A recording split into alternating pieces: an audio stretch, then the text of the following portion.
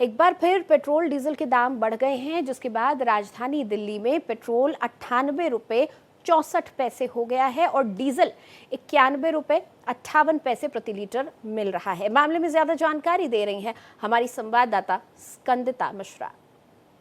भारत में एक बार फिर पेट्रोल डीजल की कीमतें बढ़ गई हैं। इसी के साथ अगर पेट्रोल की बात की जाए तो 87 पैसे पेट्रोल पर बढ़ गए हैं, 91 पैसे डीजल पर बढ़ा दिए गए हैं। तो कहीं ना कहीं जनता जो है वो महंगाई की मार झेलती हुई नजर आ रही है। एक और प्रधानमंत्री जी कह रहे हैं कि कम से कम इस्तेमाल करिए, जितना जरूरत हो उतना ही पेट्रोल डीजल का इस्तेमाल करें। लेकिन जनता कंफ्यूज है कि बचत करें, क्योंकि महंगाई तो बढ़ रही है लगातार। तो बचत और महंगाई के बीच में पिसता हुआ आम आदमी नजर आ रहा है।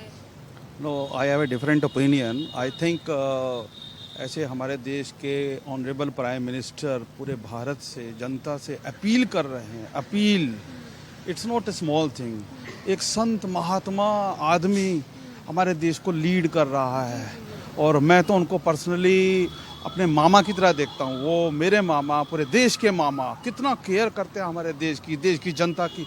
और ये छोटे से 2-4 रुपए, मैं तो कहता हूँ 10 रुपए भी बढ़ जाएंगे तो we are ready to go for it, because it's not it's for the development of the country.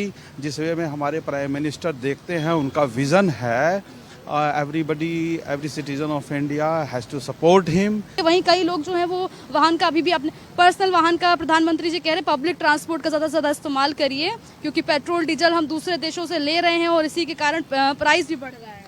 जी बिल्कुल, जो ये बात है ये वैसे ठीक बात भी है कि अगर हम कम से कम यूज़ करेंगे गाड़ियों का, पेट्रोल का, या फिर पेट्रोल कम यूज़ होगा तो इन्वायरमेंट में भी फ़र्क पड़ेगा।